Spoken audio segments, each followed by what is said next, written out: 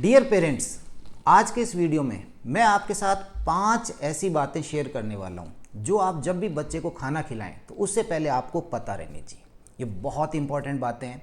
तो स्टार्ट करते हैं। पहली बात, जो पहली बात है वो ये है कि आप जब भी बच्चे को कोई खाना सर्व कर रहे हैं तो आपको ये पता होना चाहिए कि इससे मेरे बच्चे को न्यूट्रिएंट क्या मिल रहा है। एग्जाम्पल के तौर पे मैं आपको बताता हूँ, आपने दूध दिया बच्चे को, तो ये आपको पता होना चाहिए कि मैंने दूध दिया तो इससे मेरे बच्चे को फ़ायदा क्या होगा। दूध में आप कैल्शियम जाएगा उसकी बॉडी में, बोन्स के लिए बहुत अच्छा है। प्रोटीन्स जाएगा उसकी बॉडी के अंदर जो उसके ग्रोथ के लिए बहुत इंपॉर्टेंट है, क्योंकि हमारी तो पूरी बॉडी प्रोटीन्स की बनी हुई है। विटामिन ए और विटामिन डी भी अच्छी मात्रा में है। तो अब आपने दूध दिया तो आपको पता है कि ये चीज़ें उसकी बॉडी के अंदर उसे मिल रही हैं। अब दही दिया, अगेन दही में वही सारी चीज़ें हैं। आपने छाछ पिलाते हैं या आप उसको पनीर देते हैं या घी देते हैं, तो देखिए मिल्क एंड मिल्क प्रोडक्ट्स, ये एग्जांपल मैं आपके साथ इसलिए शेयर कर रहा हूँ क्योंकि हमारी जो इंडियन कल्चर है यहाँ पर हम लोग मिल्क एंड मिल्क प्रोडक्ट्स का बहुत ज़्यादा उपयोग करते हैं। अब ऐसे में होता क्या है कि बच्चा इन्हीं के ऊपर डिपेंड रहता है और वो अपनी सारी की सारी कैलोरीज इन्हीं से लेता है। तो जो बाकी जो उसका तो एक लिमिटेड है खाना, तो जो दूसरी चीज़ें वो उसकी बॉडी में जाती नहीं है और उनकी उसके अंदर कमी हो जाती है। तो आप ये याद रखिए, अगर मेरे बच्चे ने एक सफिशिएंट क्वांटिटी में मिल्क ले लिया है तो मैं मिल्क प्रोडक्ट्स नहीं दूंगी। समझ गए आप? या आपने दही अच्छी क्वांटिटी में दे दिया है तो दूध जो है उसे आप कम कर दीजिए। तो वैरायटी जो है ये बहुत इंपॉर्टेंट है। नंबर 2, आप जब कोई खाना बच्चे को खिला रहे हैं तो याद रखिए कि कहीं ये मेरा जो फूड है, जो फूड आइटम है, ये एलर्जिक फूड तो नहीं है। यस, बहुत से देशों के अंदर इसके ऊपर कानून बने हुए हैं, जो एलर्जिक फूड है उनका लेबल के ऊपर मेंशन होना चाहिए होता है। 8 ऐसी कैटेगरीज हैं मुख्य रूप से एलर्जिक फूड की, जहां पर कि वो जब आप बच्चे को देंगे तो उसे एलर्जीज होने का चांसेज है। अब ये 8 कैटेगरीज में कौन कौन से हैं? देखिए, एग है, मिल्क है, फिश जो है वो हो सकती हैं, आपके पास में जो समुद्र वाली जो शेल फिश हैं उसके अंदर आ सकते हैं। ट्री नट्स जो हैं वो इसके अंदर इंक्लूडेड हैं, और पीनट्स इंक्लूड हैं, मूंगफली जो है, और गेहूं जो है, तो गेहूं जो है वो भी इसके अंदर इंक्लूड है। तो ये जो 8 कैटेगरीज हैं, आप जब ये खाना बच्चे के साथ जोड़ रहे हैं, जैसे आपने गेहूं का कुछ दे रहे हैं, तो आपको पता होना चाहिए कि गेहूं एक एलर्जिक फूड की कैटेगरी में है, तो मेरे बच्चे को कहीं से कोई एलर्जीज तो नहीं आ रही है। अगर आप चावल दे रहे हैं, अब चावल इस कैटेगरी से बाहर है, तो यहाँ आप थोड़ा सा रिलैक्स हो सकते हैं। अब ये एलर्जीज जो होती हैं, फूड एलर्जीज, ये बच्चे के 3 सिस्टम पे बड़ा काम करेंगी।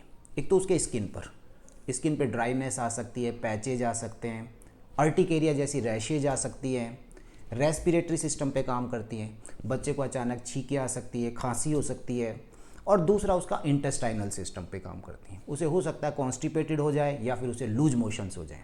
तो आपको इन चीज़ों का पता होना चाहिए, इन बातों का पता होना चाहिए कि जो मैं फूड आइटम बच्चे को खिला रही हूँ, सर्व कर रही हूँ, कहीं उससे वो मेरे बच्चे को एलर्जी का खतरा तो नहीं है। ज़्यादा जानना चाहते हैं तो आई बटन को क्लिक कीजिए, कंप्लीट वीडियो मैंने इसके ऊपर बनाया हुआ है। तीसरी बात, चोकिंग का खतरा। छोटा बच्चा है, अब ऐसे में उसे चोकिंग का खतरा एक बड़ा डेंजर रहता है। तो कहीं छोटी दानेदार चीज़ें, जैसे आप पीनट बटर होता है, तो अच्छे से मैश किया हुआ है कि नहीं है। अभी मैंने एक शॉर्ट वीडियो बनाया था और उसमें मैंने आप लोगों से शेयर किया था कि जो दानेदार चीज़ें, मटर है, मूंगफली है, चना है, इससे 4 साल की उम्र तक के बच्चे को इससे दूर रखें। देखिए, मेरा कहने का मतलब ये था कि दूर रखने का मतलब कि ये चीज़ें बच्चे के आसपास नहीं होनी चाहिए। हमारे पास बहुत इमरजेंसी आती है, कभी बच्चे नाक में डाल लाते हैं, बच्चे गले में अटका लेते हैं, तो ये चीज़ें देनी है, खिला सकते हैं। ऐसा नहीं कि मटर है, चना है तो हम दे नहीं सकते उसे, आप खिला सकते हैं, बट यदि वो उसके आसपास होगा तो उससे उसको एक डेंजर है, चोकिंग का भी खतरा हो सकता है या फॉरेन बॉडी कहीं पर जा सकती है। तो आप इन चीज़ों से बच्चे को दूर रखना है, आप उसे मैश करके इन चीज़ों को खिला सकते हैं। इसके बाद जो एक बात आती है नंबर 4, वो बहुत इंपॉर्टेंट है, जिसे मैं बहुत पसंद करता हूँ, और ये होती है कि जो आप खाना बच्चे को खिला रहे हो वो उसकी इंटेस्टाइन के लिए कैसा है, क्या वो इंटेस्टाइनल फ्रेंडली है या नहीं है। बहुत से आप जब भी बच्चे को खाना खिलाएं, जैसे मैं इसमें बहुत अच्छा एग्जांपल मैं दूध और दही के रूप में देता हूँ। दही जो है वो एक इंटेस्टाइनल फ्रेंडली है, जब आप दही देंगे आंतों को अच्छा लगता है। ऐसे बहुत से बच्चे या लोग जिनको लैक्टोज इंटॉलरेंस रहती है, वो ज़्यादातर लोग जो हैं दही को डाइजेस्ट कर लेते हैं। तो आप सफिशिएंट क्वांटिटी में फाइबर्स ज़रूर दीजिए। मैं हमेशा प्रमोट करता हूँ कि फ्रूट्स एंड वेजिटेबल्स का उपयोग ज़्यादा से ज़्यादा कीजिए, उसके पीछे बड़ा रीज़न यही है। आंतों की हेल्थ अच्छी रहेगी तो बच्चे की हेल्थ बहुत अच्छी रहेगी। कॉन्स्टिपेशन नहीं होना चाहिए। तो जो आप खाना खिला रहे हैं बच्चे को, वो इंटेस्टाइन के लिए कैसा है, इस बात का विशेष ध्यान रखें। लास्ट एक बहुत इंपॉर्टेंट बात, देखिए जो हमारी ह्यूमन बॉडी है, it is like as machine. जैसे हमारी कोई गाड़ी है, उस हिसाब से हम जैसा उसमें तेल डालेंगे, जैसा उसमें फ्यूल डालेंगे और उसकी प्रॉपर मेंटेनेंस करके रखेंगे, तो वो लंबी चलेगी और स्मूथ चलेगी। तो हम जो बच्चे को जो खाना खिला रहे हैं ना, it is like as fuel, ये वो ईंधन ही तो है। हम कभी इस चीज़ का ध्यान नहीं रखते हैं कि क्या मैं जो खिला रही हूँ या जो मैं खिला रहा हूँ वो बच्चे के लिए हेल्दी है या नहीं है। हम इसको कई बार जो पेट भगवान ने दिया उसको एज ए डस्टबिन कंसिडर कर लेते हैं। जो मन में आया, बच्चे ने चिप्स की डिमांड करी, आपने तुरंत पूरी कर दी, बच्चे ने नमकीन की डिमांड करी, आपने तुरंत पूरी कर दी है। आप ये नहीं देखते कि क्या ये मेरे बच्चे के लिए हेल्दी है या नहीं है। आपको बच्चे को हेल्दी, जो गुड फूड और बैड फूड, इनके बारे में आपको उसे एजुकेट करना चाहिए।